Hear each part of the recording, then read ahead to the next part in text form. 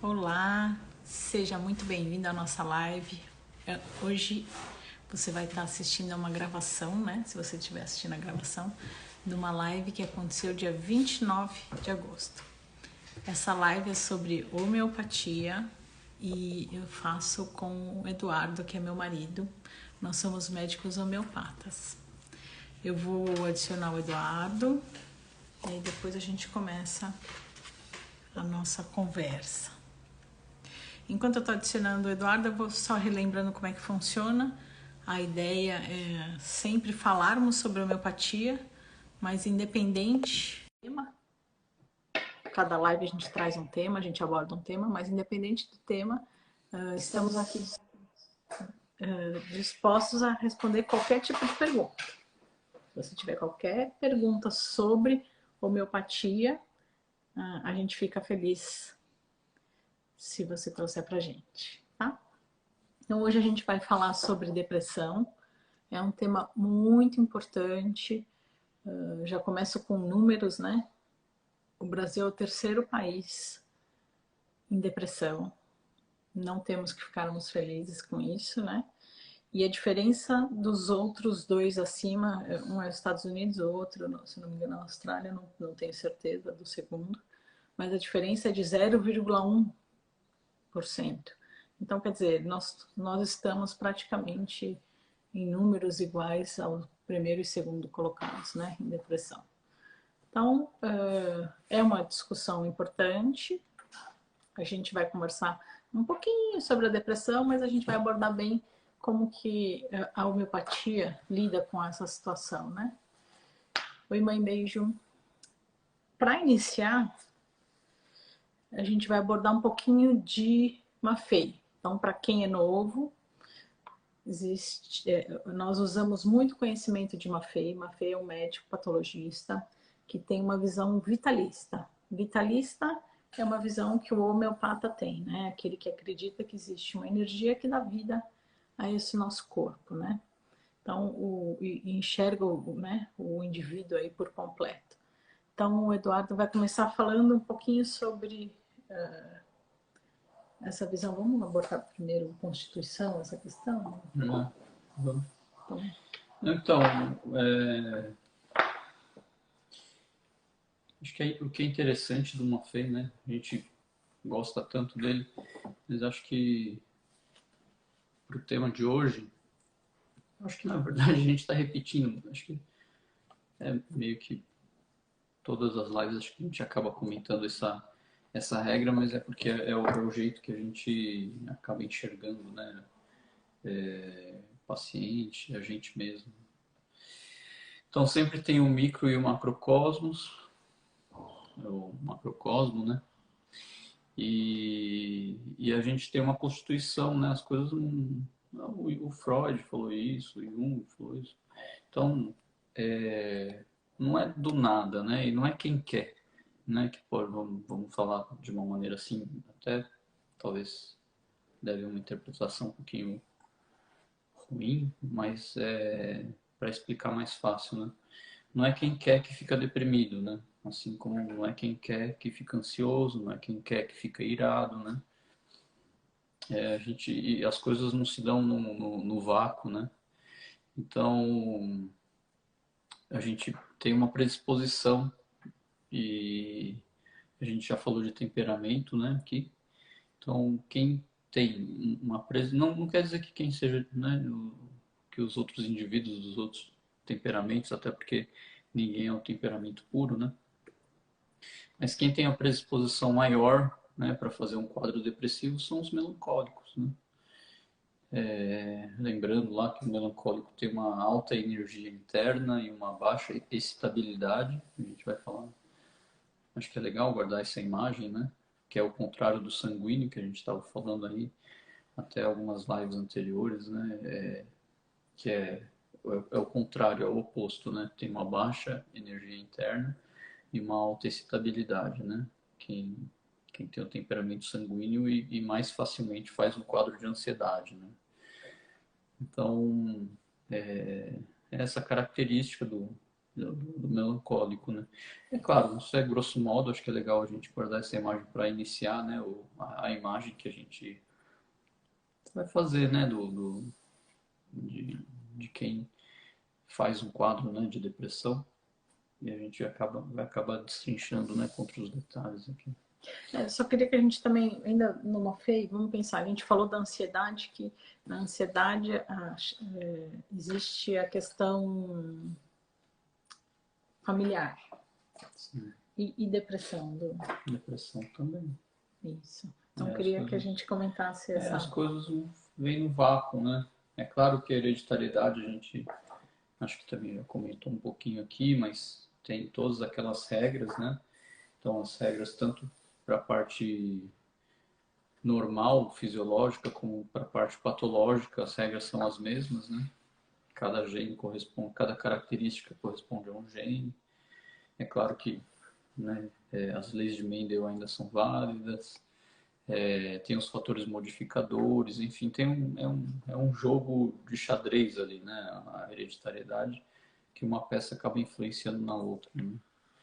E então, pais depressivos, né, têm filhos com uma probabilidade um pouquinho maior, mas a gente não tem como garantir também, porque, né, tem esse jogo todo de um gene influenciar o outro, né? Mas existe uma possibilidade maior, né? A gente enxerga aí, principalmente nas famílias que essa característica é bem marcante, né? Que vem como um gene dominante, né? Tem vários membros da família e um tem depressão, o outro, se for um pouco mais importante, o quadro faz um distúrbio bipolar, né? Então, sempre não, desculpa, mas existe aí a possibilidade dessa história familiar, né? Então, a gente tem que ficar de olho, né? Ficar de olho nos que nos rodeiam, né? Nesses sintomas que a gente vai começar a conversar aqui um pouquinho. E lembrar sempre dessa possibilidade. Então, a gente comentou isso há umas 2, 3 lives. Então quer dizer que eu sou depressivo por culpa do meu pai? Será que então quer dizer que eu sou depressivo por culpa da minha mãe? Não, não é por culpa dele, né? É uma questão genética. A gente, do mesmo jeito que o seu pai ou sua mãe ganhou esse gene, você está ganhando esse gene, né? Então, o bisavô, tataravô e tataravô também. Mas essa crença é antiga, né? Na Grécia eles falavam da maldição, né? Da família, né? Quando alguém cometia aí alguma falha, vamos dizer assim, né? Dizia-se que a família, né, estava meio que condenada aí, e acho que é um jeito arcaico, né? Arcaico não é uma palavra legal, mas é a maneira que eles conseguiram observar e conceituar, né? Que não é preciso, né, esse conceito, mas é uma observação válida, né? Então, né, vamos falar, o que é depressão, né? Depressão é ficar triste? O que vocês acham, né? Traz aqui pra gente, vamos conversar um pouquinho, que eu queria saber o que vocês acham, como é que vocês interpretam? Puxa, aquela pessoa tá deprimida, né? Tô observando que o meu familiar aqui em casa, ele tá ficando mais tristinho ali, então eu acho que ele tá deprimido. E outra coisa, um mito muito comum, né? Ele tá preguiçoso, falta de vontade. Não tem vontade, né? Fica ali acomodado, né? Não quer fazer nada da vida e é culpa dele, né? Então, também tem esse preconceito com a pessoa que tem depressão, né? As pessoas interpretam muito mais falta de vontade, mas falta de vontade, assim, é só levantar daí, pronto, para com essa frescura, né? É isso que a gente vai conversar, vamos abordar esse tema aqui, né? Então, a depressão é quando a gente, eu tô mais numa feita que quando a gente observa essa tristeza, mas é uma tristeza intensa e duradoura. Então, se a gente observar ali, passou de 2 semanas, a pessoa está com uma tristeza intensa e que está perdurando mais do que 2 semanas, e é uma tristeza por coisas que ele gostava de fazer. Então, por exemplo, eu amo tomar sol. Se um dia o Du, É verdade. Isso é verdade. se um dia o Du me pegar não querendo tomar sol, É mesmo, o negócio tá grave, é né? porque o negócio pegou. É verdade. Tá? Então, quando a gente começa a perder a vontade de fazer alguma coisa que nos dá alegria, que nos dá ânimo, e começa a afetar o nosso dia a dia, por mais do que 2 semanas, precisa ligar o sinalzinho de alerta. E aí, o que a gente, como é que é importante, né, Du? Agora vamos focar na homeopatia. O que é importante o paciente nos trazer de sintomas? Então vamos começar só com essas questões que a gente acabou de abordar agora. O que é importante o paciente nos trazer na consulta em relação à depressão? Então, como a gente sempre fala, é autoconhecimento, né? Quanto mais vocês se observarem, quanto mais vocês trouxerem os detalhes de como é a depressão, a gente gosta de falar assim, né? Quando a gente fala assim de diagnóstico, a gente gosta de falar tipo D. Então, ele, né, tal pessoa, tal indivíduo, ou a gente, né, está com um tipo de depressão. Que tipo de depressão? Não, é a depressão do Eduardo, é a depressão, né, do João, da Maria, enfim. Por quê? Porque tem gente que fica mais triste, tem, né, uma tristeza maior ao acordar, o outro é mais à noite, quando fica sozinho, o outro é mais quando tem muita gente, não é tão comum, né? Mas enfim, cada um tem um tipo de tristeza diferente e pode ter um motivo também, né? Então um tá triste porque tá de luto, o outro tá triste porque tem uma mágoa, o outro tem uma tristeza porque se sente sozinho, enfim. Então tem sempre na homeopatia, a homeopatia só funciona com esses detalhes, né? Porque a gente a gente tem que escolher um medicamento que seja apropriado para o indivíduo, né? Naquele momento e levando em consideração aí o adoecer individual, né? Senão ele não funciona, a homeopatia não funciona. Vamos abordando, cada hora a gente aborda um sintoma que a gente encontra. Então a gente vai ficar falando de todos não, né? De alguns sintomas e a gente vai abordando aqui como é que a gente vai observando para trazer em consulta para o médico, né? Então, outra coisa que a gente pode observar, eu vou olhando aqui na minha colinha, tá, gente? Pensamentos negativos. Então, é aquela pessoa que começa, eu não sirvo para nada, eu falar outro aí de negativo. Tudo dá errado na minha Tudo dá vida, errado. eu não me adequo né, a nenhum, a nenhum lugar, que mais? Meu trabalho está muito ruim, minha família, ninguém gosta de mim, né? Sempre essas experiências que, que ele pode até enxergar o que acontece de uma maneira real, mas o valor que ele dá, né? E a interpretação muitas vezes equivocada, né? Por causa desse temperamento, né? Então, na afetividade, uma vez fala assim, você pode experimentar como um prazer ou um desprazer, né? Não é uma feia, aqui está numa feia isso também, né? E o melancólico ele tem uma tendência a interpretar as coisas de uma maneira que causem dor ou desgosto, né, para ele. Então, um acontecimento é aquilo do pessimista, né? Então acontece alguma coisa, ele sempre vem do lado negativo ou até interpretando de uma maneira que não aconteceu de fato, né? Então, E se criticando por coisas que estão fora do sim, alcance ali dele, né? sim. Não deu certo aquilo e mesmo estando fora do alcance dele, ele acha que ele é o culpado, que... então esse é um outro sintoma que a gente observa na, nos depressivos, né? Apetite, não tem como fugir de uma FEI, né, Du? Então vamos lá, apetite. O que pode acontecer com o apetite? Tem gente que vai comer muito, tem gente que vai comer pouco. Então alguns vão engordar, outros vão emagrecer. o mais comum é emagrecer. Mas por que que tem gente que come pouco e tem gente que come muito? Metabolismo, né? Aí, Cada um tem o seu, primeiro, né? cada um tem um tipo, né? E quando a gente adoece, a gente descompensa aquilo que a gente tem predisposição, né? Então, quem tem predisposição para comer muito, uma fome aumentada, né? Ele vai comer muito. E o indivíduo que tem uma tendência. É o adoecer, isso que a gente fala sempre, né? É o conjunto, né? Então, o indivíduo adoeceu e tem uma tendência à obesidade. Provavelmente ele vai ter um apetite aumentado mesmo estando depressivo, né? Eu não tenho dúvida nenhuma que se eu tivesse depressão, eu ia ter apetite aumentado. Então, cada um vai se comportar seguindo aí os seus genes, né? Que a gente sempre fala aqui. Estudando sobre o tema, né? Então, eu vi que uma das maiores queixas de pessoas que não conseguem comer quando estão em depressão, que são as pessoas que emagrecem, né?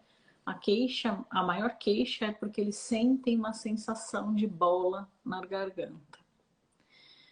E bola na garganta é importante para o médico homeopata. Provavelmente se você levar essa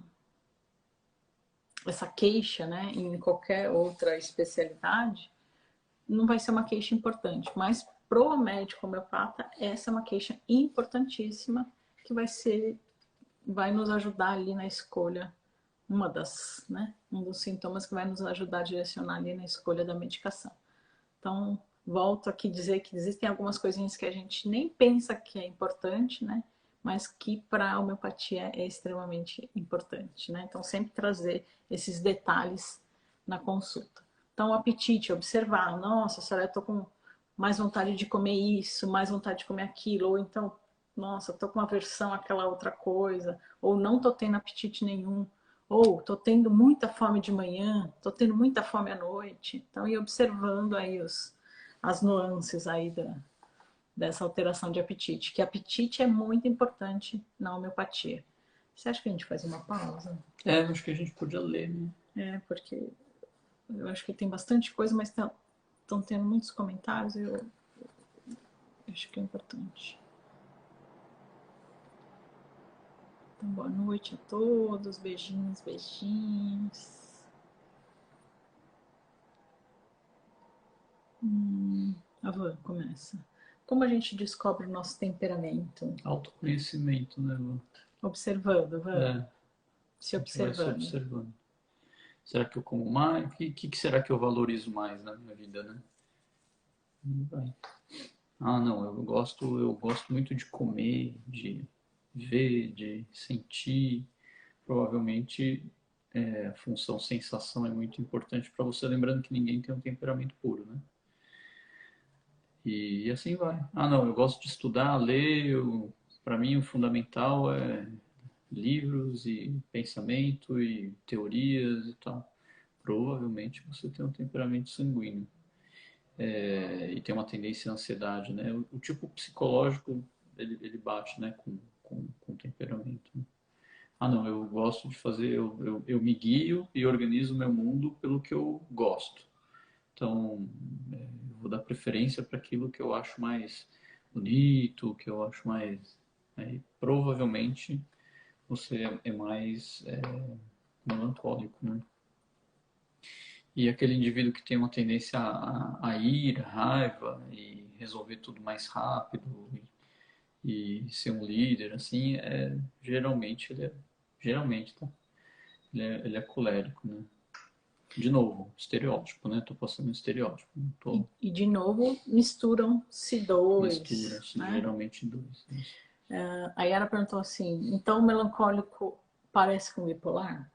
Não, é porque a alteração do humor pode ser para mais ou para menos, né? E quem tem o distúrbio bipolar, ele faz os dois quadros, né? Até de uma maneira meio alternante. Tem paciente que predomina mais um, tem paciente que predomina mais o outro, enfim, tem aí alguns critérios, né, para fazer esse diagnóstico. Mas é quando a gente fala da afetividade, né? Os distúrbios da afetividade, quando tem essa característica de alternância e ficar às vezes exaltado, às vezes deprimido, né? Essa função fica deprimida ou exaltada, aí a gente chama de distúrbio bipolar.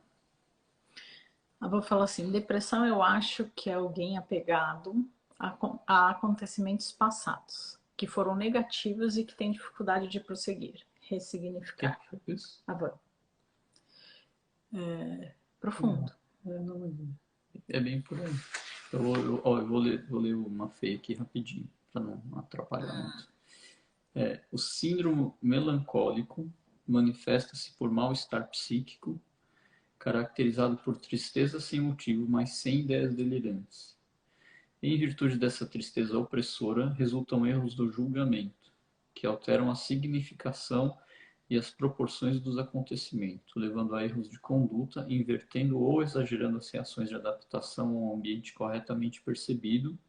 Ele percebe de uma maneira correta, mas erroneamente sentido. Cada impressão se converte em dor, de modo que qualquer manifestação psíquica traz o seu cunho doloroso. E nisso, aí depois ele vai dar um nome aqui.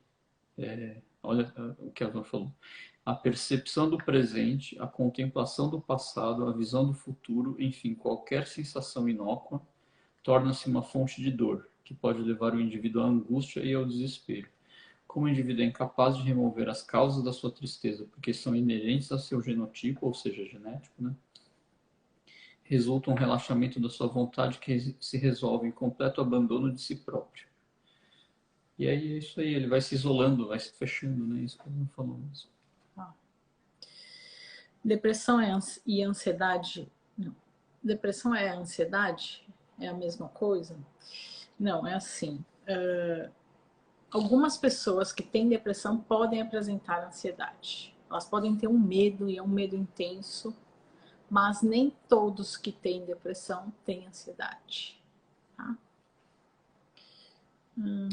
Triste porque é domingo, triste porque está muito frio, exatamente. A Vanessa estudou para a live. O Alexandre falou, vivencio isso em casa. A tristeza por falta de alguém ou lugar que nessa vida não conheço.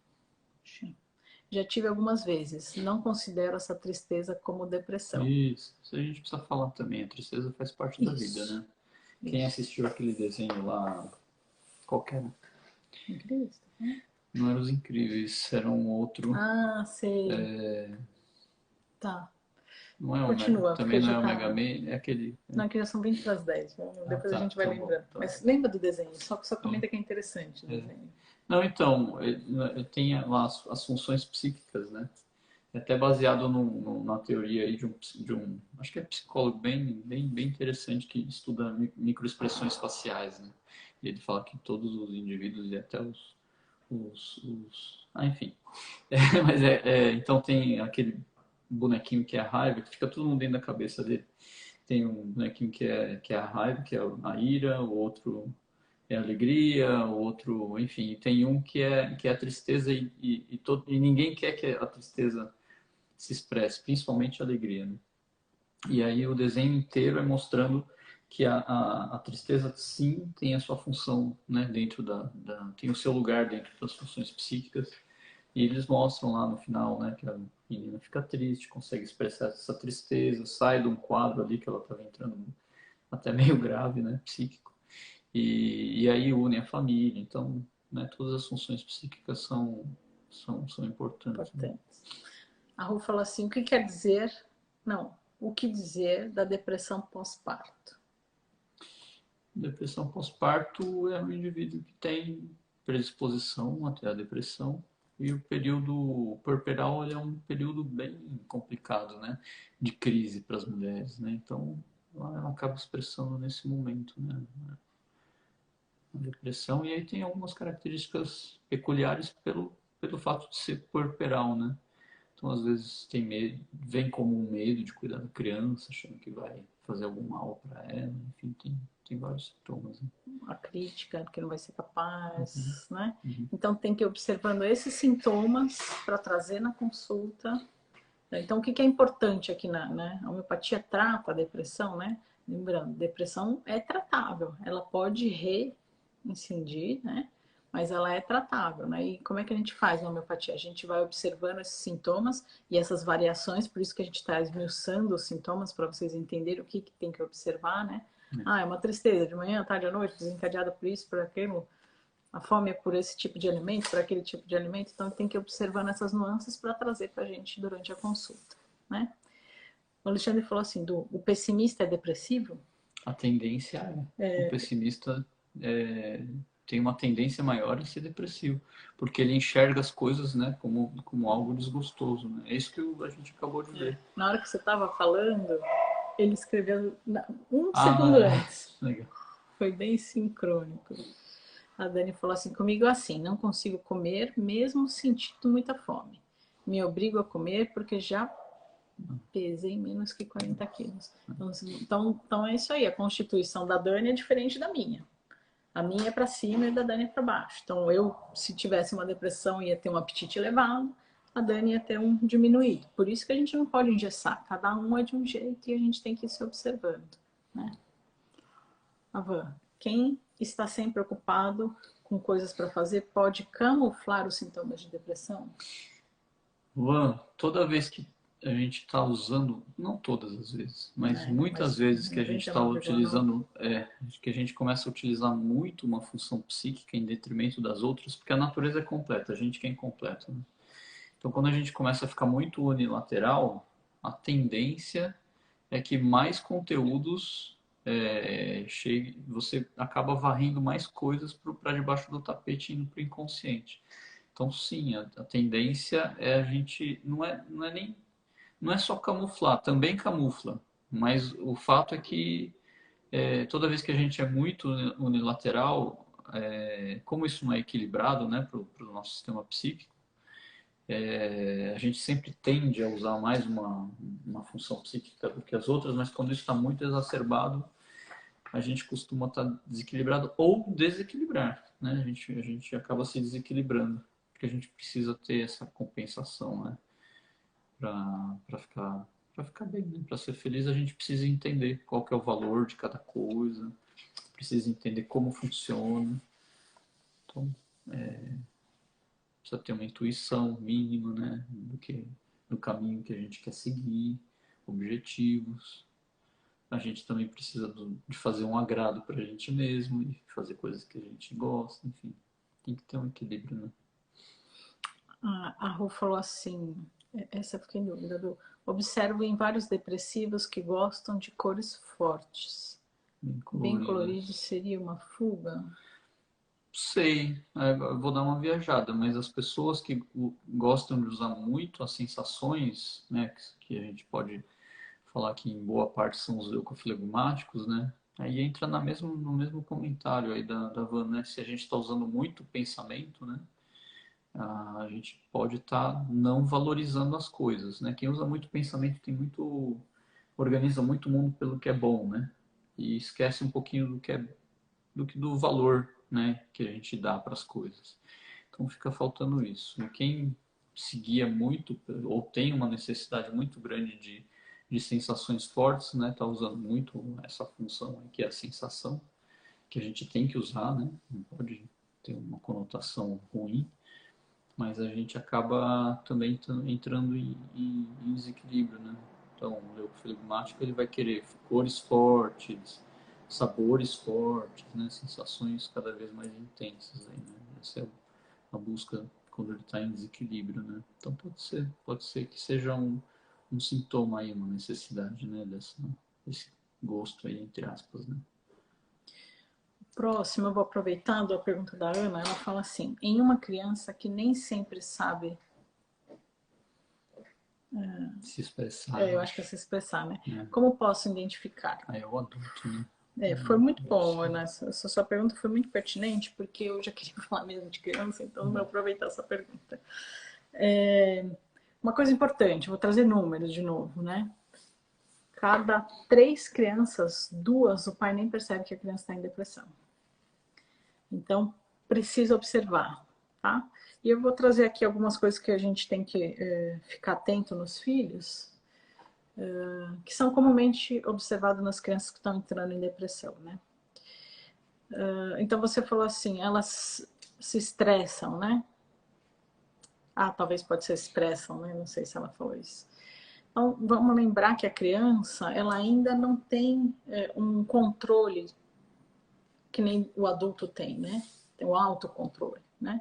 Então, eles ficam mais irritados, eles ficam mais impulsivos, tá?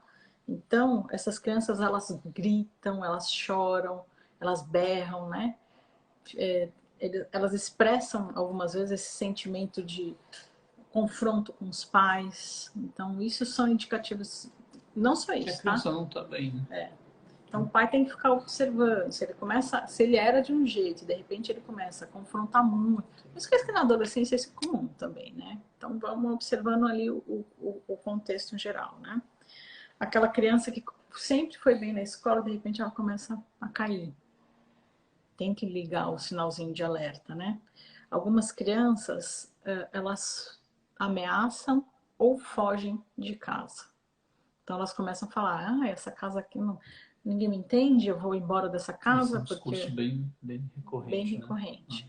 E eles fogem. Por quê? Porque como eles não têm esse controle que eu falei, eles são muito impulsivos, eles não param para pensar que se ele fugir de casa, ele não tem como se sustentar, não tem como, né? Não tem como nada, né? Eles não têm essa crítica, né? E então eles vão mesmo, tá? As explosões, eu falei, é muito sensível. Então, qualquer briga, qualquer bronca, mesmo pequena, eles se magoam muito, choram, ficam sentidos, né? Deixa eu lembrar se tem mais alguma coisa. Ah, sim, dentro das atitudes imprudentes, aí a gente tem que tomar cuidado com álcool e drogas, né? Porque aí eles acabam indo, né? Como uma fuga nessa busca.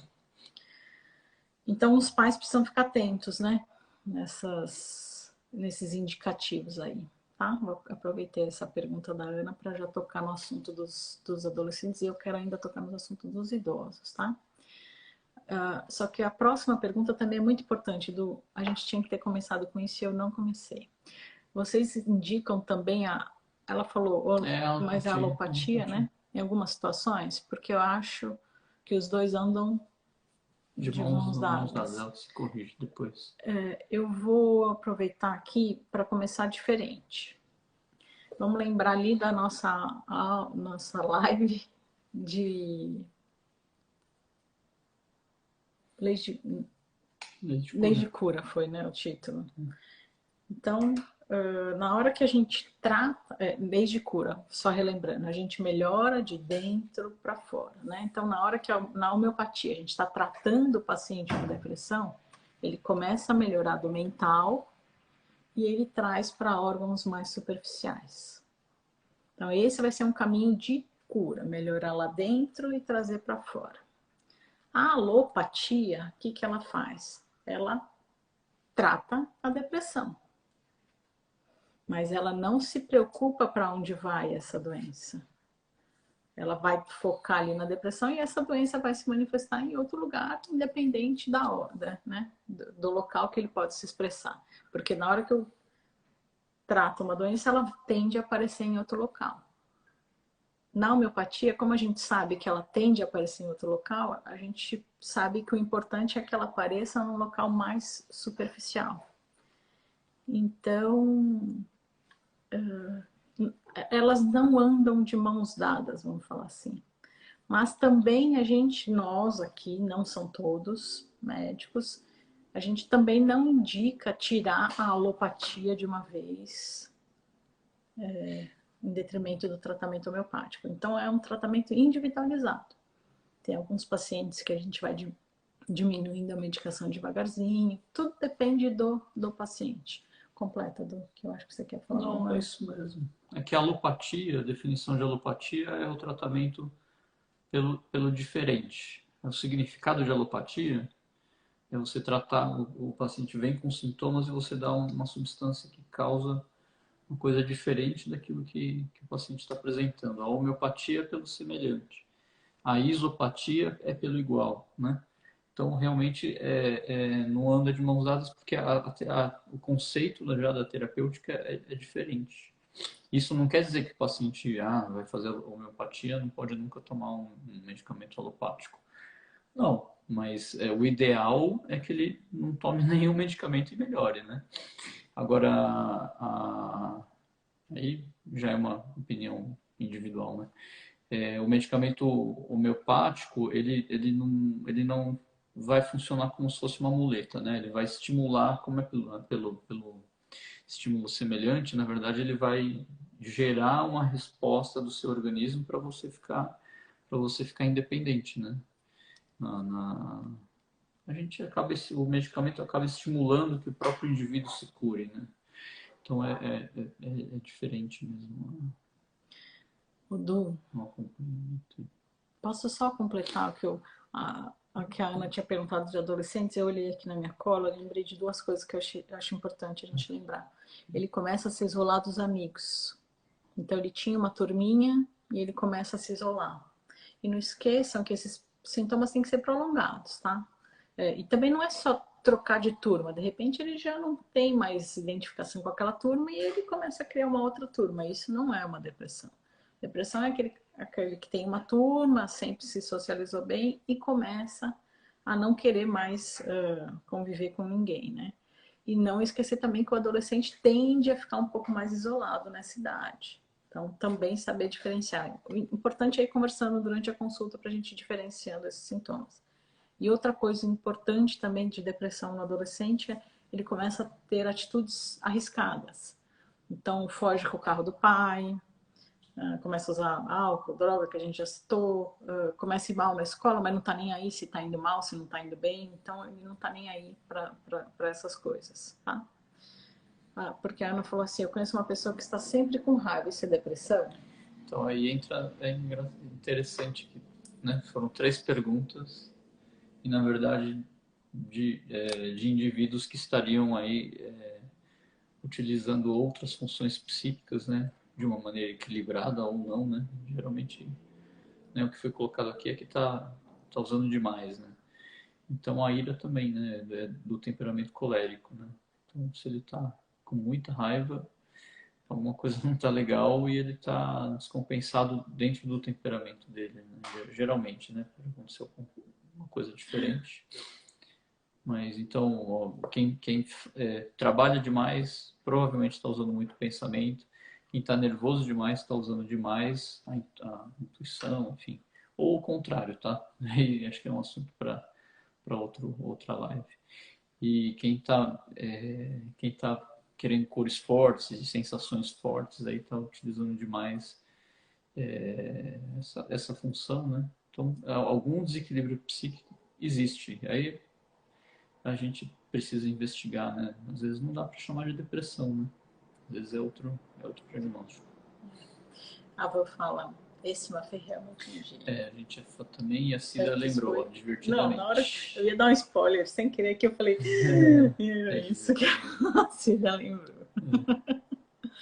Boa noite, a Cris está perguntando. Depressão está ligada ao vazio existencial? Pode ser um dos motivos, né? Pode.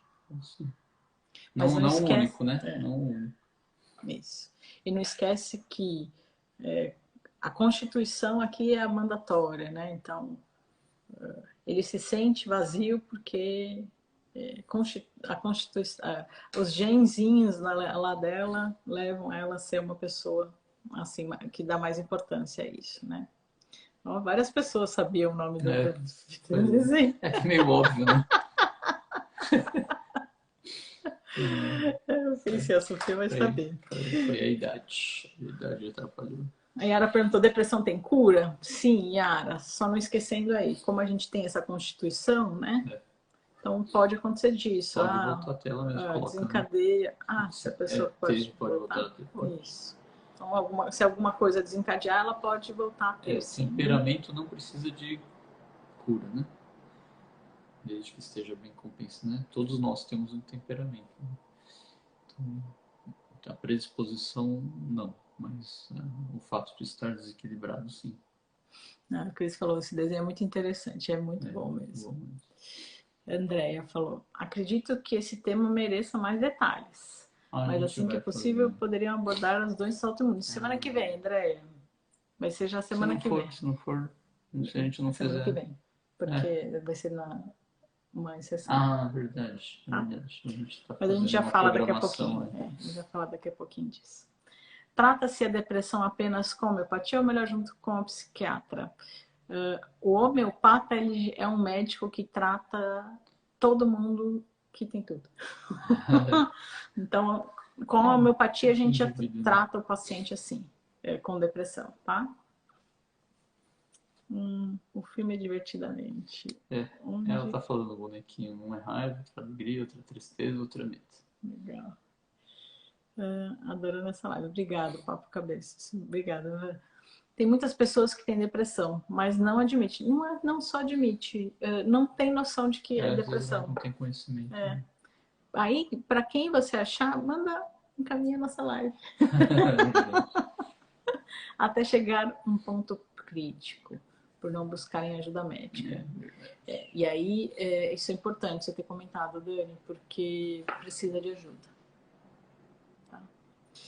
Cida falou, a depressão é um assunto muito importante, pois as pessoas têm vergonha ou medo de procurar ajuda. Isso é muito verdade. Expressa, devia estar corrigindo alguma coisa, né? É aquele lá de cima, né? Estressa. Expressa. Tá.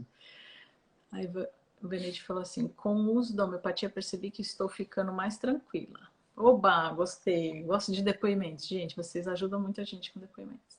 Por exemplo, passei por um procedimento cirúrgico e fiquei bem tranquila. Obrigada, doutor. Eu vou responder sim, que hoje não deu tempo.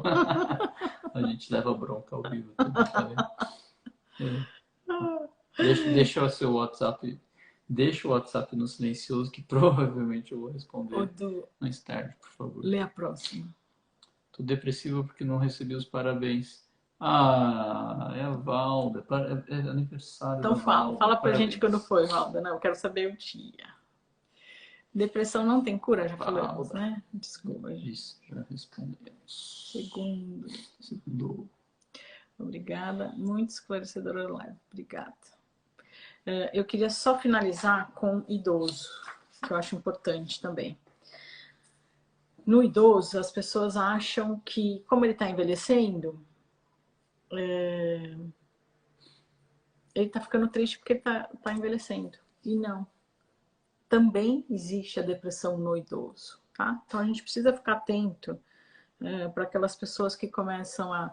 Também a mesma coisa, evitar o convívio com outras pessoas, ficar autocrítico. Então, é muito comum no idoso eu sou um peso na sua vida, eu não quero te dar trabalho. Então, essas queixas são importantes no idoso. Perda de apetite também, falta de energia. Então, também valorizar no idoso esses sintomas, tá? Não esqueçam do idoso. Eu achei importante aqui que outro número, que sempre acho importante essas questões de números, o índice de suicídio no idoso, já estão dedurando aqui, o índice de suicídio no idoso é 2 vezes maior do que no jovem. Então, também temos que valorizar a depressão no idoso, tá? Então, ficar atento se você mora com algum idoso, se ele começa a ficar mais quietinho, sem vontade de fazer as coisas, tá se sentindo um peso, fica com essas expressões de não quero ficar incomodando, não quero ser um peso na sua vida. Então, ligar aí o sinalzinho de alerta, porque pode ser um começo de depressão, tá? A Valda fez aniversário dia 27, no dia do aniversário da minha mãe. Valda, parabéns, muitas felicidades, muita saúde. Eu sempre desejo saúde às pessoas. Não seja vingativa, tá bom? E dia 1º é aniversário do Eduardo. Chega uma idade que a gente não quer lembrar mais do aniversário. Muito bom, gente. Deixa eu ler uma coisa rapidinho, que horas são? Falta um minuto. Olha só o que uma Fei fala. Para deixar uma mensagem positiva. Normalmente, o desequilíbrio afetivo é impedido pela ação dos sentimentos mais elevados, os quais constituem a norma principal da conduta, mantida continuamente e resistindo a todos os influxos contraditórios das vivências humanas. Então, o que eu queria comentar aqui é assim, todas as... E não é para ser religioso, não é isso que eu estou querendo dizer, não. A maioria das religiões fala sobre a caridade, fala sobre as qualidades de Deus, fala sobre perfeição, né? Então, eu acho que é legal essa dica que o Mafê coloca aqui, né? Então, para a gente evitar o desequilíbrio afetivo, a gente tem que tentar cultivar esses sentimentos mais elevados, né? E aí isso acaba protegendo a gente, né, desses desequilíbrios, né, do afeto. Aí depois ele continua, em certos casos, porém, a meio pragia cerebral, ou seja, né, o indivíduo que já tem predisposição, enfraquecendo esses sentimentos, não consegue manter o equilíbrio, né, ele fala que vem esses estados patológicos, né. É isso aí, o indivíduo que está bem, né, não, não vai querer fugir de casa, né? Se a criança, o indivíduo que está bem, não vai querer confrontar demais os pais, né? Vai conversar, né? Não vai ficar confrontando. O idoso não vai querer ficar isolado, vai querer conviver com a família, né? André, deixa eu só citar aquela questão da libido, né? Eu achei muito importante isso, sabe? Que diz que a queixa num consultório psiquiátrico, a maior queixa de depressão é por falta de libido. Então as pessoas chegam no consultório de psiquiatria queixando de falta de libido, para quem não sabe, é a falta de apetite sexual, né? Então elas chegam queixando disso e aí que elas vão descobrir que elas estão com depressão. E por que eu achei importante isso? Porque eles não se observam, as pessoas não estão acostumadas a se observar, né? Esse é o lado bonito da homeopatia, né? Como a gente estimula a pessoa a se observar, a se conhecer, ela não precisa chegar num ponto de, puxa, só quando eu perdi o apetite sexual que eu me dei conta de que eu tô ficando triste com algumas coisas que me dão prazer, eu tô ficando mais isolada, né? Então, essa autoobservação é o mais importante para a gente já pegar esse diagnóstico ali, logo ali no comecinho, né? Porque aí você levando esses sintomas para consulta, a gente já começa a tratar.